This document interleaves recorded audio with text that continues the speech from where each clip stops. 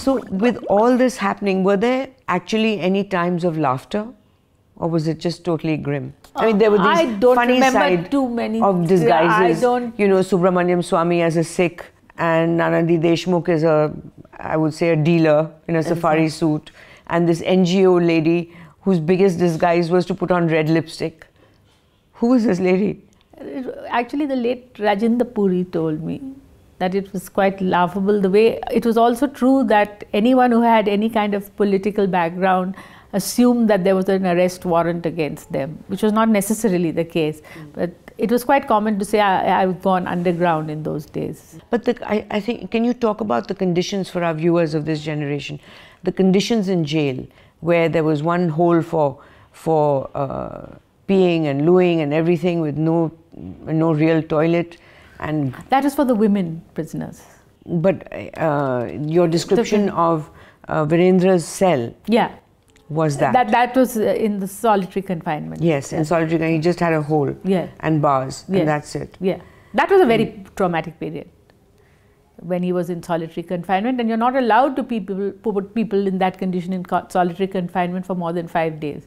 He was there for over a week. Yeah, and that for a reason which was very odd. And your brother-in-law, who worked for Bata, supplied shoes to the jailers and all the people, so that greased your way in to be able to, and he sent a message to you, get me out of here. Yeah, that I think is probably the most traumatic because it was uncharacteristic. It was totally uncharacteristic to him. Yeah. Till then, though I kept saying, why did you do all this? Why do you have to get yourself involved in things? He never had any regrets. But the thing is that with all these arrests going on in journalistic offices and editors and political parties and in the university, in Delhi University, the whole Sanskrit department was put in, as you've written.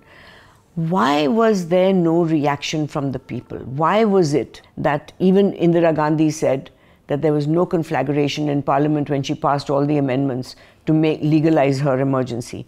Why was there no reaction? Like Delhi University, a whole Sanskrit department, even if it wasn't printed in the papers, surely word of mouth it could have gotten around. Why weren't the students out on the streets? Why weren't the journalists out on the streets? It is true that at the same time there were a lot of morchas and agitations, but the police would round them up and put them in jail, and nobody would be the wiser because you couldn't report about it in the media. There were protests in that sense in various parts of the country, but they went unreported. But it's true that most of us preferred to keep quiet because they knew what the consequences would be. So though they may have disliked what was happening, they didn't want to speak out.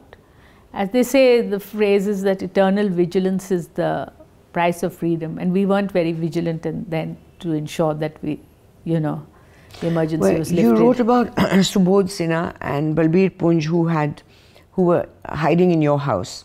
Yeah. And they had very different attitudes, which is that Balbir had this rather scared attitude, and Subodh Sinha was all fire and brimstone on fixing Indira Gandhi and all that. And then again, you point out Prabhu Chawla, who was at that time an active member of ABVP.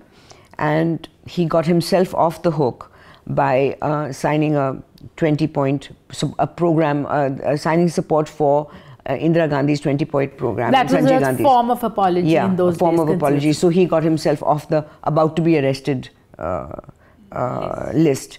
And also his behavior when Arun Jaitley was arrested.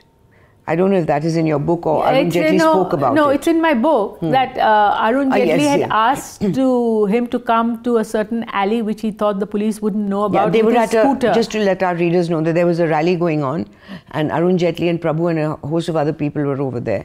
And the police surrounded the place. And at that time, Arun Jaitley told Prabhu that they've come to arrest me, so there's no point in everybody getting arrested. So you go out and meet me at the back alley. And when Arun Jaitley went there, Prabhu Chawla was nowhere visible. And something I think which is not in your book, which Jaitley mentioned to me, he said then Prabhu Chawla went and hid in his house. Meaning I didn't know. In Arun Jaitley's house. Because now that Arun Jaitley is arrested, they're not going to come to his house. So that is a funny story. Arun was laughing about it. And the other thing, the difference between Gayatri Devi and her behavior in jail and Rajmata Gwalior. Again, there was a difference of a woman who was determinedly political to stand her ground, the Gwalior, helping other women in jail, whereas Gayatri Devi sadly was more disconcerted with the discomfort of everything. Well, that was Virendra's observation from watching the two women. She did give a letter to say that I'm giving up politics. Yes. And so she caved in. So what I'm saying is these to three some examples. Degree, but she was a proud woman. I mean, as you can see from her own biography of her time, she may not have been as resilient as Vijay Rajesh Scindia, who was an extraordinary woman and obviously a full-time politician. Rajmata had sort of strayed into politics because of the privy purses being abolished, and she had found that much support. But I don't think it was her life's mission for her. She had other interests. Yeah. But in these three examples of Subodh and Balbir Punj, Prabhu Chawla and Jetli, and Maharani Gayatri Devi and Rajmata Gwalior, there is a marked difference in all the six characters. So here we see self-preservation versus the fight for freedom and truth. Well, I wouldn't say in Rajmata of Jaipur's case it was so marked, but it was true that she had to have an operation. She was going through a bad period physically. And but she refused to go to their hospital because she said it's full of rats. Yeah. What I'm asking you today... She did not make a craven apology or anything like that. Okay. What I'm asking you that today, we are still faced with that situation many times when a story is to be done. And people like Virendra would do it regardless of the consequences. And then there are people who will consider that, okay, if I do this story, what happened to Ashok Khemka will happen to me. And is one story worth it to ruin my life forever and my family's life forever? And these are things which journalists face a lot, and individuals in their capacity also face throughout India in their various positions, where either they cow down to what they're being told to do, however illegal it is or wrong it is. So these dilemmas face us today also. Do you think that today's journalism is bending? Some percentage of the media always bends to the ruling government. Are we crawling? No, media today is such a diverse, vast expanse that you can't categorize it under one head at all. There's so much happening on the internet which is irrelevant to the powers that be. There's so much in TV which is irreverent, and in media which is irreverent. But it's also true that the danger for the media today is that it's getting more corporatized, and that corporates are always want to be in favor with the government of the day. So that is a very real danger. So, but I don't think that today it's possible to control the media with the iron grip that Indira did in those days when there was much fewer publications around. On April 28th in 1976, in this Supreme Court, when the habeas corpus writ petition came up, and the Supreme Court crawled at that time, except for Justice Khanna. You were in the court. What was the reaction in the court? I only stayed there very briefly. As soon as Justice Khanna said that I'm in a majority, I too lost all hope, because I realized that it was all over. And that was something I really didn't expect. I'm generally very negative about things, but I assume that this is one thing that the court will definitely turn down the legality of the emergency. And Snehlata Reddy's story is absolutely heartbreaking. And George Fernandez's brother, Lawrence, he was tortured in jail. He came out with a limp, having lost 20 kilos. It was both those stories. And when Morarji Desai told George, once the emergency was over and they were in power, Morarji Desai told George Fernandez, forgive and forget. And he said, I will never forgive or forget Snehlata Reddy or my brother Lawrence's torture and JP's kidneys. Now that is a question that has remained, that Jayaprakash Narayan was a healthy man. And suddenly, out of the blue, after he was arrested, there were a lot of rumors that he was poisoned and his kidneys were affected. It does seem strange that a perfectly healthy man suddenly gets problems with his kidneys. That's what Jayaprakash has mentioned in his diaries, that he never had a heart problem before, and they said first they took him into the AIMS and said he had a heart problem. He didn't come to know that he had a kidney problem till much later, and the doctors at his Bombay hospital where he had gone said in fact that this could have been prevented if it had been diagnosed earlier. So even JP was slightly suspicious, but he said, I can't believe any doctor would do this to me. Sanjay Gandhi's sterilization obsession, what he did when he set out quotas, that officers had to meet a certain quota of that many people being sterilized.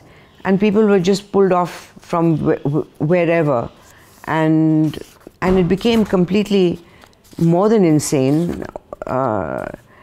It was then somehow this Rukhsana Sultana also got involved because she was in that she was working in Old Delhi. She was working in Old Delhi, and she had community. And there was this. They were trying to get people to get sterilized in Jama Masjid. She found an easy way of getting people sterilized, which she made the police, who were totally under her awe of her, and just pick people up. Pick people, homeless people up, and take them for sterilization camps. And also there was the pressure that government officers were told if they weren't sterilized, they wouldn't get promoted, or children's school admissions, if their father was not sterilized, they wouldn't get admission. The pressures were enormous throughout for every person. For everybody. For everybody. And funnily enough, the biggest reaction of protest was nowhere in the rest of the country. People were just running and hiding. But the protest took place in Jama Masjid in Turkman Gate by a bunch of women who sat down in protest, and Imam Bukhari also threatened. Bukhari ignited the protest. Yes, and he threatened that they have to stop the sterilization, or they would. It was a mixture in the Turkman Gate of both sterilization and demolition drive at the same time, which brought feelings to the fore. And the demolition seemed to be the most cruel. Without warning, people were just chucked out of their homes and homes razed to the ground.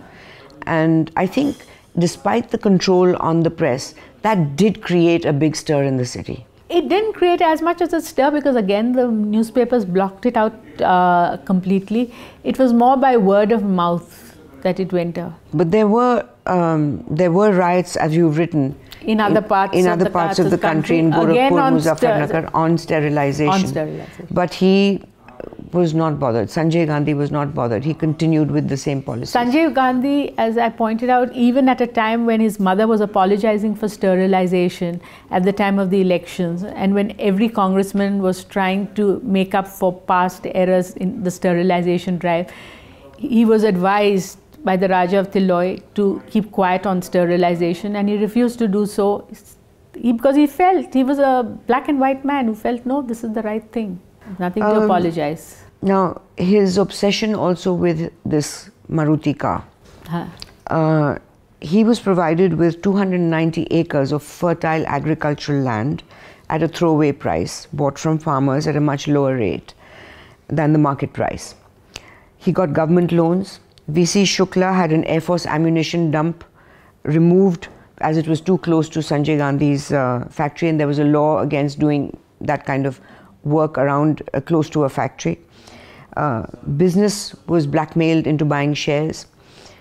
This is all from your book. Yeah. Bansilal ignored rules that said you could not have a factory 1,000 yards close to an airstrip. And the NDMC issued a notice for demolition to Janpath shopkeepers to deposit 11,000 rupees each for Maruti shares.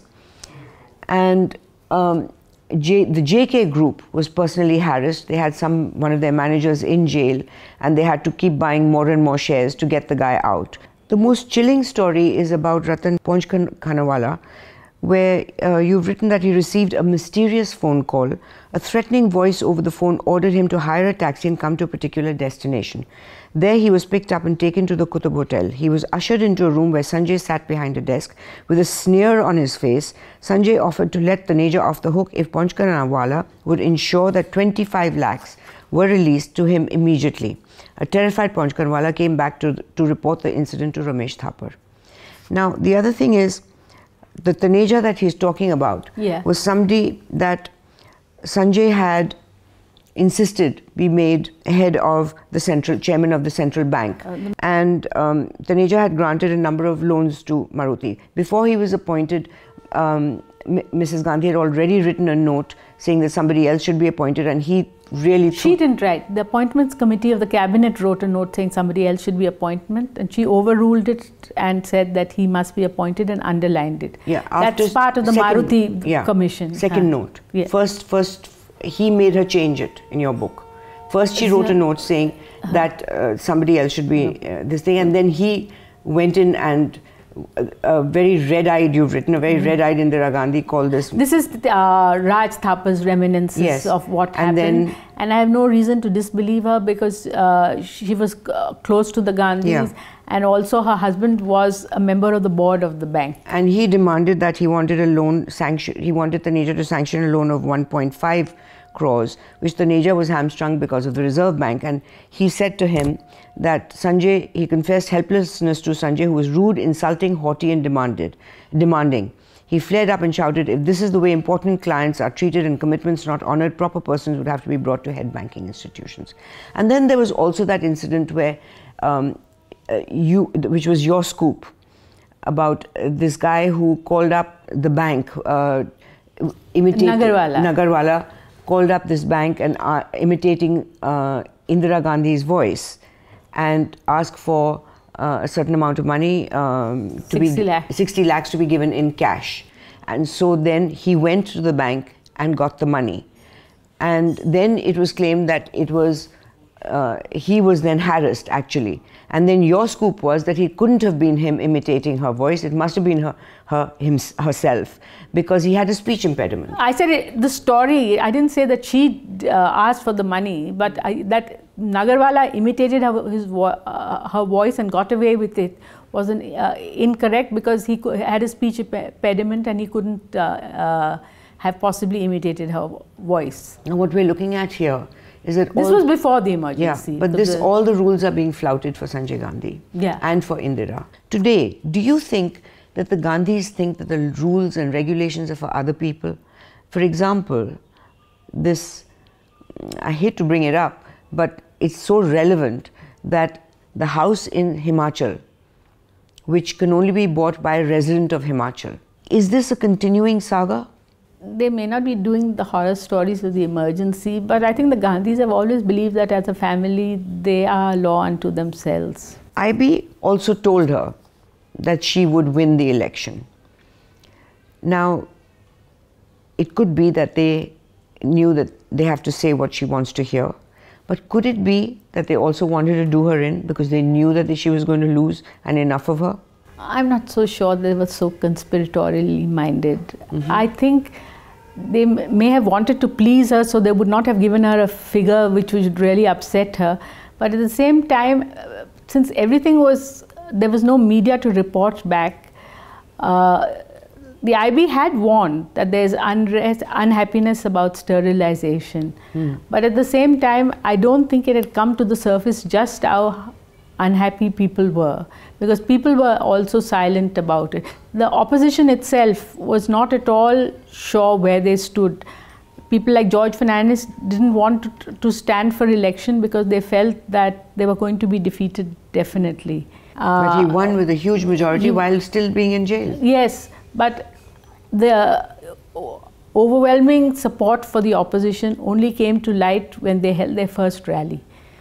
Before the start of the rally, they were scared in Delhi, I remember so well, that they wouldn't get enough people to fill the grounds, or even half the grounds. Also, Indira Gandhi and Sanjay had taken measures to stop people from getting coming there. The buses had despite that, they all came. Despite that, people were walking. But the opposition in the beginning was themselves very scared. It was JP who said, no, This is an opportunity, we must take it, whether we win or lose. And George Fernandez at that time, was treated really badly also. He was in jail. Yeah, and also been beaten up and everything in jail.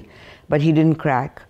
And the point is that it was ironic that then he became railway minister after leading the railway strikes when he was not in power. In your book, you mentioned that there was a part of the public and some of the journalists who actually appreciated the emergency. That is confounding. I mean, how could that be justified? Well, that at the start, there were many people who felt, yes, there must have been some sort of a conspiracy. That's why she's called an emergency. I mean, you take for granted when somebody in authority tells you there's a conspiracy and there's a need for strong armed measures.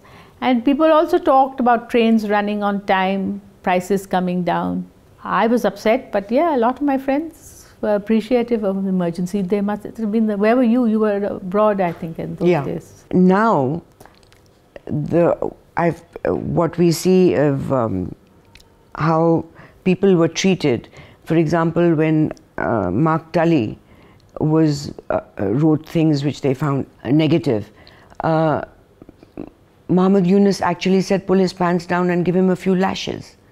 Where does that kind of culture, violence, these are all people who we knew and suddenly they become the most vile creatures.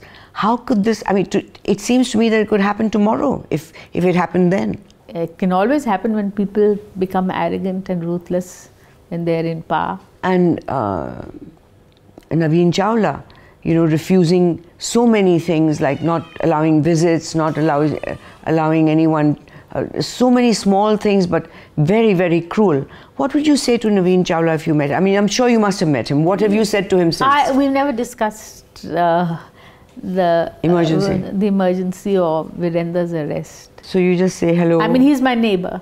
Yeah, yes. But we never discussed that part. So, but you meet him socially? I have met him socially, yes. And what about Virendra and Ambika Soni? I'm sure he's not forgiving or forgetting. No, not at all. With Ambika Soni, both of us have a good relationship. I mean, I think she was also embarrassed by her role in the whole affair. She told my daughter once when she met her that, do you think I could have ever done something like that? Yes, I could. You could, most definitely. That's a very silly question to ask. Do you think I could do something like that? It's all rumors. Or your mother's making it up. That's ridiculous. But the fact is that I think what happens, what Hannah Arendt wrote in The Banality of Evil, is that when an atmosphere is created of people doing things like that and it becomes banal and routine to do it, everybody gets in on it and it doesn't even think, you don't think beyond the fact that it is the wrong thing to do. I think that's very correct. It becomes part of a system, and you're justified because everybody else is doing the same thing and you have to survive. And the worse you behave, I mean, the more cruel you get, the more notches you move up the ladder. That was what was happening in the emergency. I mean, if you wanted to get far in the emergency, at least in Delhi, you certainly had to kowtow to Sanjay Gandhi, because by the end of the emergency, all the people who had, you know, in any way opposed him were sidelined. Not only sidelined, some of them were destroyed. Yes, destroyed. But I meant within the government itself. He removed the chief ministers who were not with him. Well, that happens today. Yeah. A lot of what we have talked about happens today. Yes, the arrogance of power doesn't change. It may have been in a more extreme form in 1975, but that doesn't mean it's not there today. It was overt then.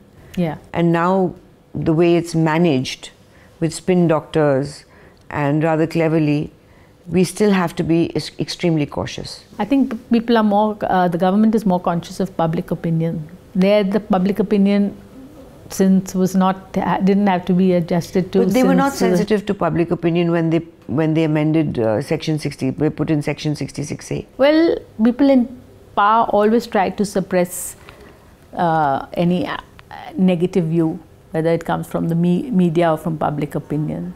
So they take measures to the extent that they are allowed to take them. Do you regret anything that Virendra did then, now? Well, in hindsight, since it all ended happily, it's okay. No, it's okay. But I did have a lot of doubts at that time. In fact, I'm not such a... You threw out the Xerox machine in your house with the Jansanghis had put in. Yeah. And I remember one cowardly act of mine was a couple from Sweden had written on behalf of Amnesty International asking me for details. I never replied to the letter because I knew it would actually get me into more trouble. Yes, that they're now contacting foreigners. And bringing out the whole case.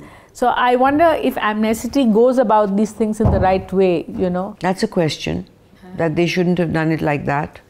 Instead of pressing for release on their own, they would have been far better not contacting you.